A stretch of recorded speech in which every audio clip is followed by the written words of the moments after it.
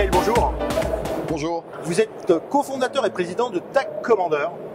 Quelle définition donnez-vous du tag management? Alors, le tag management. Alors, première chose, il faut se replacer dans le contexte. Le tag management, ça arrive à un moment où l'écosystème AdTech, donc le nombre de solutions basées sur les tags existant sur le marché proposées aux annonceurs, a énormément augmenté depuis une dizaine d'années. L'idée, c'est que on arrive à simplifier le parcours d'un annonceur dans cette jungle de la tech. Il y a de nouvelles solutions tous les jours. On en a quasiment 600 maintenant qui sont référencés dans la librairie Tag Commander. Et donc l'annonceur, face à 600 opportunités de collaboration, est un peu perdu. Donc on l'aide à gérer ces tags qui lui permettent de déclencher des collaborations avec des solutions de la tech.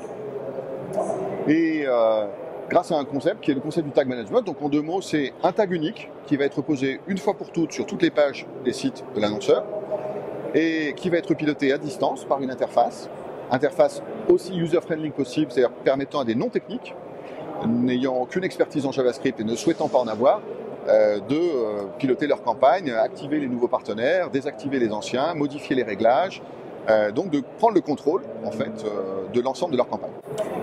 Alors, le concept du tag management, il apporte un certain nombre de bénéfices. Il y a deux grandes familles de bénéfices.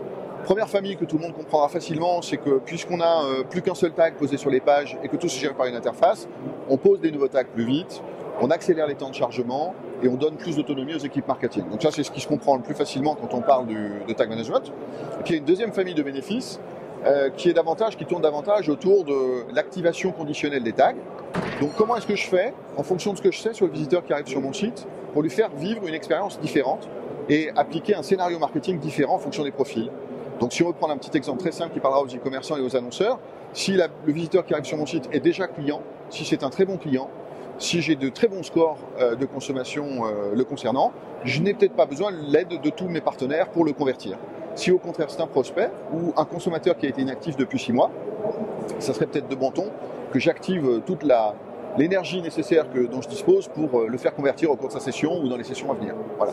C'est certainement la raison pour laquelle les annonceurs vous considèrent comme un accélérateur de collaboration. Alors exactement, c'est un point important. En fait, notre activité de tag management, elle se place au sein d'un écosystème où il y a un certain nombre d'acteurs.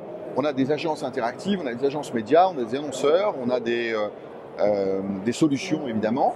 Et un des rôles qu'on a au sein de cet écosystème, un peu la mission de Tag Commander, c'est d'aider tout le monde à travailler un petit peu plus vite. Donc permettre à une nouvelle solution qui se lance, une jeune start-up, de rencontrer plus vite ses clients et de pouvoir déployer plus vite sa solution, faire ses preuves, avoir ses premiers business cases et puis continuer la prospection sur le marché. Et on aide aussi des sociétés plus établies sur le marché dont les offres sont parfois complexes, pleines de valeur mais complexes à implémenter. Et là aussi, on va les aider à faire grimper leurs clients dans l'usage du portefeuille de solutions et de la suite de solutions qu'elles ont imaginées. Alors après, il y a les agences. Et les agences, elles sont souvent elles ont un problème simple, c'est qu'elles font des recommandations à leurs annonceurs, mais que ces recommandations sont longues à implémenter et que par conséquent, ça freine énormément leur capacité de création, de proposition et de mesure de la performance de ce qu'elles recommandent. Alors, en simplifiant autant cette gestion des cookies tiers, vous ne seriez pas un peu visé par la CNIL sur tout ce qui concerne les enjeux de la privacy? Oui, alors la privacy, pour remettre tout ça dans le contexte, c'est donc, ça commence il y a très longtemps avec le paquet télécom, la directive européenne sur le paquet télécom, qui dit qu'il va falloir demander l'autorisation de traquer avant de traquer. Et puis ça suit son cours, ça évolue régulièrement depuis maintenant plusieurs années. Alors il y a eu les dernières recommandations de la CNIL en décembre qui indiquaient un certain nombre de bonnes conduites, de règles de bonne conduite. Et puis plus récemment, avant l'été, l'annonce par la CNIL de contrôle qui serait fait sur le respect des éléments réglementaires en vigueur. Alors, sur ce sujet-là, on est au contraire une solution qui facilite énormément la tâche pour les annonceurs, puisque en concentrant tous les tags au sein de notre tag, en remplaçant tous les tags par notre tag, on va arriver à une situation où on prend le contrôle beaucoup plus facilement de l'ensemble des tags tiers qui sont utilisés par un site.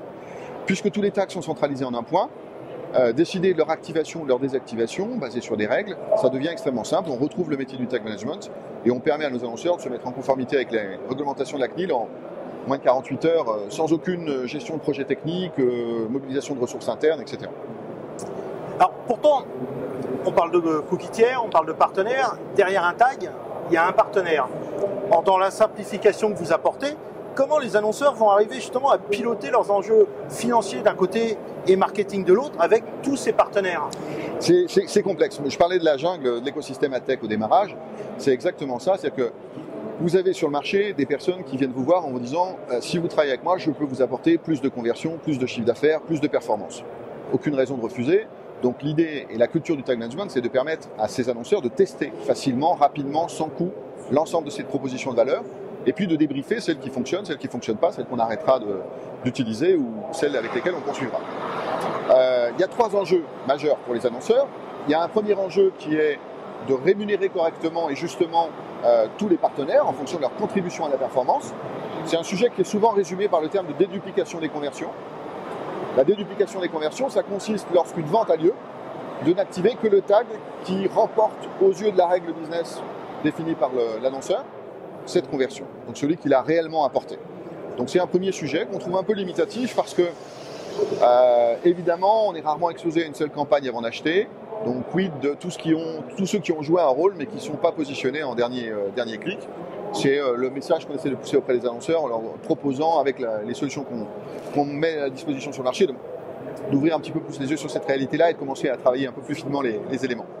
Donc ça c'est un premier enjeu, c'est la déduplication. Il y a un deuxième enjeu clé qui est que quand on investit un budget conséquent chaque mois dans des campagnes, on a évidemment besoin de comprendre comment ces campagnes s'enchaînent. Quelles sont celles qui jouent un rôle au début, au milieu, à la fin, quelles sont celles qu'on doit mettre ensemble pour être plus performantes.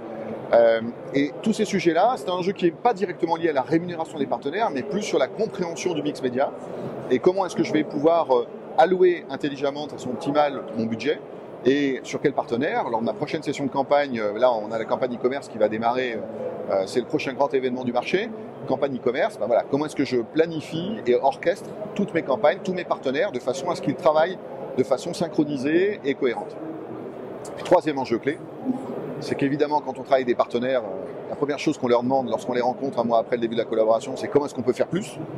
Et pour faire plus, il y a une grande carte sur le marché qui est l'activation de la donnée.